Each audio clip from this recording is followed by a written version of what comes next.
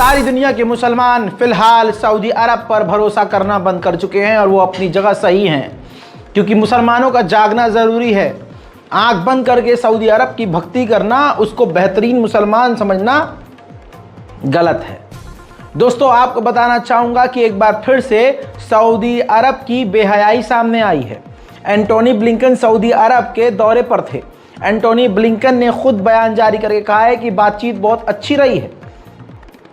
Saudi अरब अभी भी Israel के साथ नॉर्मलाइजेशन करना चाहता है, दोस्ती करना चाहता है। हालांकि उसने कुछ शर्तें रखी हैं कि लिखित में इजराइल पूरा प्लान बताए कि किस तरह से फिलिस्तीन को वो मान्यता देगा। लेकिन सवाल ये है कि सऊदी अरब को अभी भी इजराइल की तमन्ना क्यों है? सऊदी अरब ने किसी तरह का बैन इजराइल पर नहीं लगाया है। सऊदी अरब ने किसी भी तरह का जो बिजनेस वो इनडायरेक्ट वे में करता है नहीं बंद किया है। वहीं आपको ये बताना चाहूँगा कि सऊदी अरब बार बार ये कह रहा है कि इजराइल से हम नॉर्मलाइजेशन करने को तैयार हैं, मगर हमारी शर्त फिलिस्तीन है। लेकिन अंदर की बात यह है कि अमेरिका खुद पहले भी बोल चुका है कि चाहे कुछ भी हो, आने वाले समय में सऊदी अरब और इजराइल दोस्त होंगे, क्योंकि बातचीत काफ़ी आगे बढ़ चुकी है। इस बार भी अमेरिका के विदेश मंत्री ने फाइनल मीटिंग पर यही कहा है कि बातचीत अच्छी रही है और बेहतरीन बातचीत हुई है। दूसरी बात यह है कि न सऊदी अरब पर आप भरोसा कर सकते हैं, न अमेरिका पर हम भरोसा कर सकते हैं। ये दोनों मिलकर हमको पागल बना रहे हैं, पागल के बच्चे। इस वजह से बिल्कुल आंख बंद करके सऊदी अरब पर तो बिल्कुल भरोसा मत कीजिएगा। लेकिन रमज़ान के इस पाक महीने में $40 मिलियन UNRWA को सऊदी अरब ने डोनेट करके बेहतरीन अमल तो किया है। अब ऐसा मेरे मिजाज के खिलाफ है कि एक शख्स अच्छा काम कर रहा है तो वो छुपा लूं और बुरा काम ही उसका हाईलाइट करूं। मैं ऐसा ही हूं, बुरा मत मानिएगा। जो अच्छा करेगा उसका अच्छाई भी आपको दिखाऊंगा, अगर कुछ वो बुरा करेगा तो उसकी बुराई भी मैं आपको दिखाऊंगा। आपको इससे पहले फज्र वाली रिपोर्ट में बता चुका हूं कि अमेरिका के रेजोल्यूशन पर चाइना और रशिया ने वीटो पावर का इस्तेमाल करके ठुकरा दिया। बताना चाहूंगा कि इस रूस और चीन के कदम को हमास ने सपोर्ट करके शुक्रिया अदा किया है। मिडिल ईस्ट में अमेरिका की फौज, जिस फौज का ग्रुप का नाम है सेंटोम, उस अमेरिकी सेंटोम ने कहा कि अगर रफ़ा को खाली भी करवाया गया तो हफ्ता भर कम से कम लग जाएगा।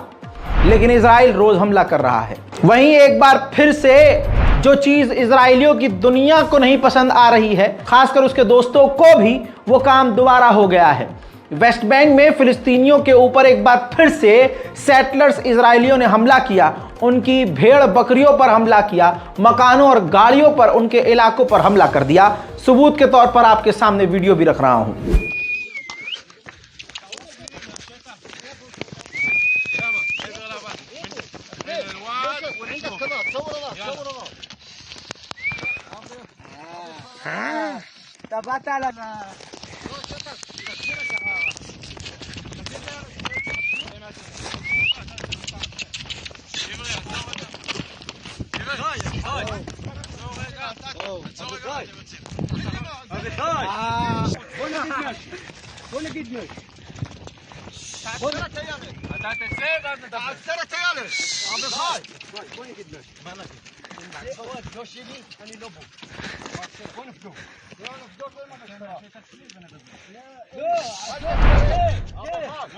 उधर मेरे दोस्तों सिर्फ इतना ही नहीं, बैथलम के, फिलिस्तीन के बैथलम के इलाके में तो एक फिलिस्तीनी घर पर इजराइलियों ने कब्जा कर लिया। कब्जा करने के बाद वो यहूदियों वाला साइन भी बना दिया और यहूदियों ने अपना झंडा भी लगा दिया। सबूत आपके सामने, ये है वॉर क्राइम।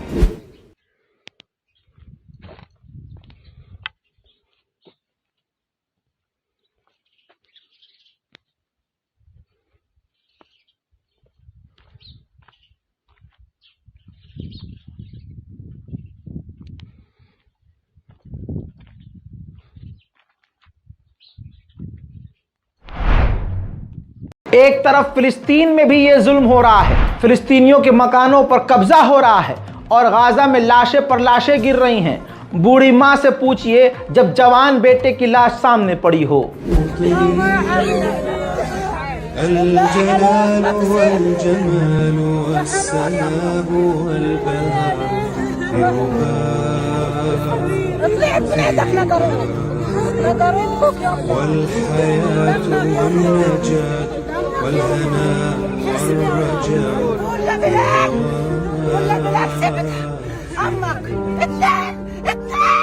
هل أراك سالما منعما وغانما مكرما। खुदा की कसम इतना ही नहीं, ये तस्वीरें देखिए, मलबों से लाशें निकल रही हैं और सही जुमला बोलूं तो लाशों के टुकड़े निकल रहे हैं, जिस्म के हिस्से निकल रहे हैं।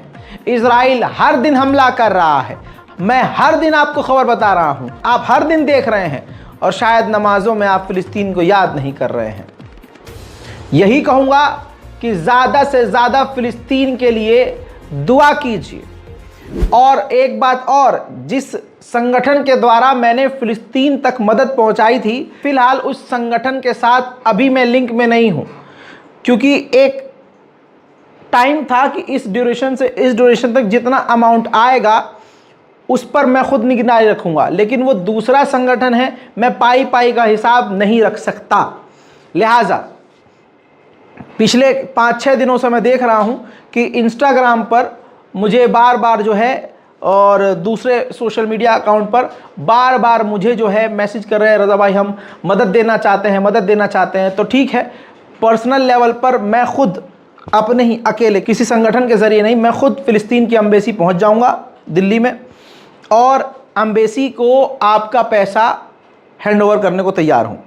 तो ये मेरा ही बारकोड है, आप यहाँ पर अगर फ़िलिस्तीन के लिए डोनेशन करना चाहते हैं तो आप डोनेट कीजिए, या तो मैं खुद चला जाऊँगा या पाई पाई का हिसाब रख कर वो टोटल अमाउंट एक ही संगठन को, एक ही ऑर्गेनाइजेशन को मैं ट्रांसफ़र कर दूँगा और फिर उन्हीं के साथ मिलकर जाकर मैं वो अमाउंट फ़िलिस्तीन एम्बेसी को सौंप दूंगा। तो यही मेरा बारकोड है जो हर वीडियो में रहता है, तो आप इसकी हेल्प ले सकते हैं।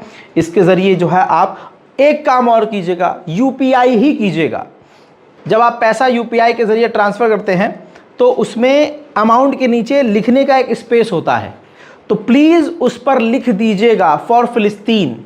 अगर आप रज़ाग्राफ़ी के लिए कर रहे हैं तो कुछ लिखने की ज़रूरत नहीं है, अगर आप फ़िलिस्तीन के लिए डोनेट कर रहे हैं तो स्पेशली नीचे मेंशन कर दीजिएगा फॉर फ़िलिस्तीन या सिर्फ फ़िलिस्तीन लिख दीजिएगा, हम समझ जाएंगे ये अमाउंट किसके लिए है। मेरे दोस्तों, गाज़ा में रोज़ तबाही हो रही है, रोज़ घर उजड़ रहे हैं, ख़ानदान के ख़ानदान ख़त्म हो रहे हैं।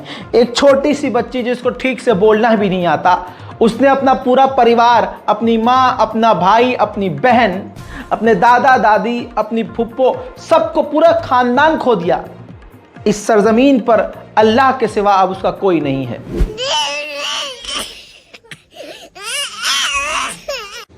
زي ما انتم شايفين حالة الطفلة جودي اللي فقدت 13 فرد من عائلتها، أصيبت بأقدامها وأصيبت إصابة بالغة في بطنها. ما ضل جودي إلا والدها اللي كان رايح يجيب لطحين لعائلته. عائلة جودي بتناشد العالم إنه جودي تسافر وتطلع وتتعالج زيها زي باقي الأطفال، ومصابة كمان بتكسر في الجمجمة.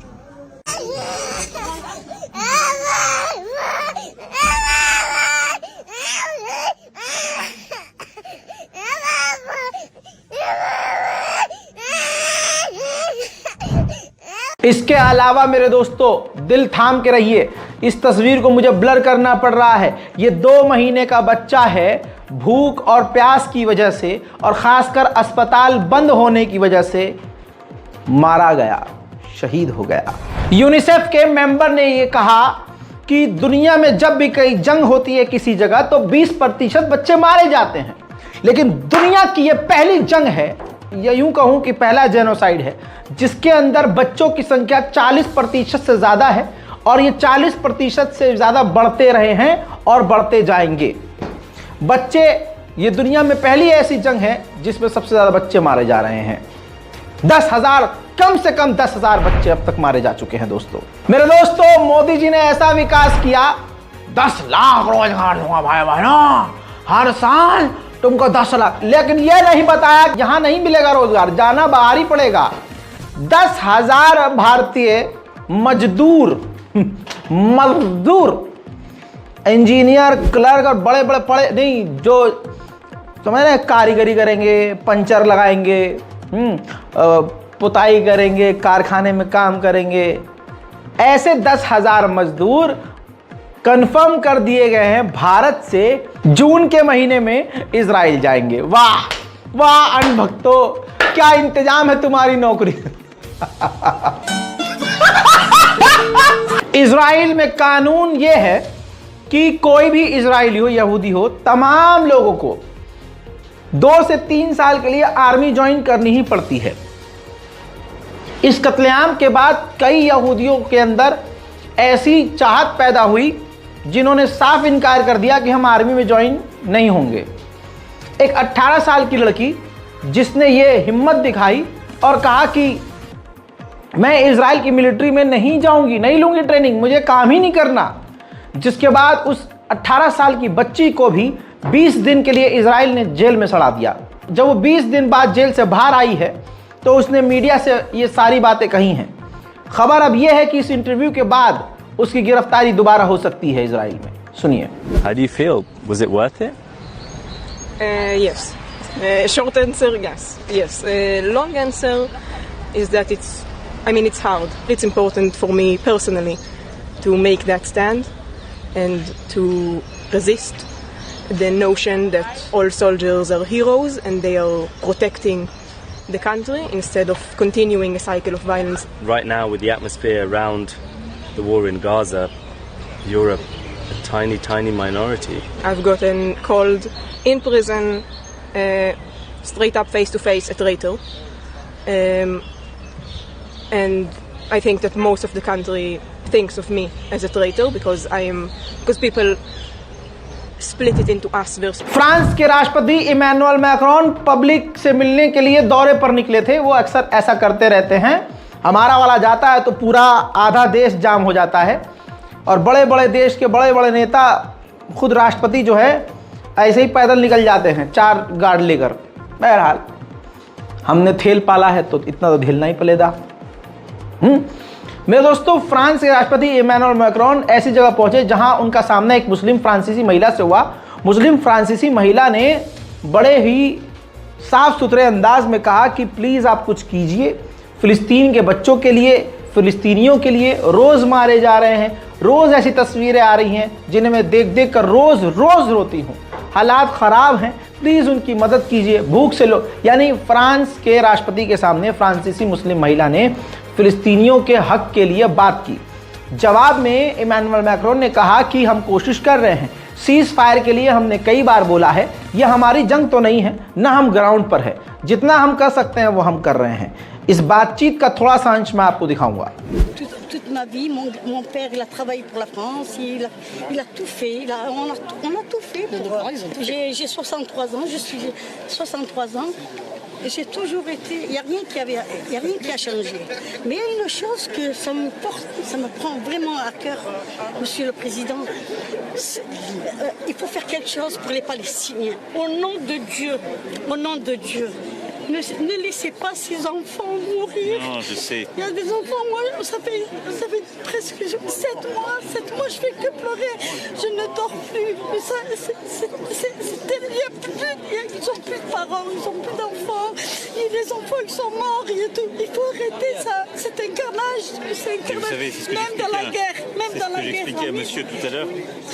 On essaie de nous de faire le maximum. Alors on n'est pas sur place et c'est pas nous qui avons la maîtrise.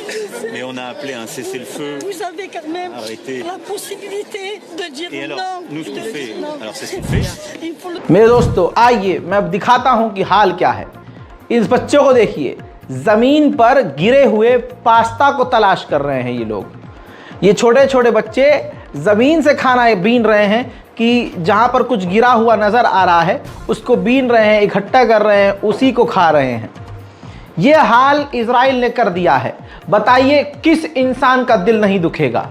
हाँ, उसका नहीं दुखेगा जो अपने आप को इंसान कह रहा होगा लेकिन अंदर उसके हैवानियत ही होगी।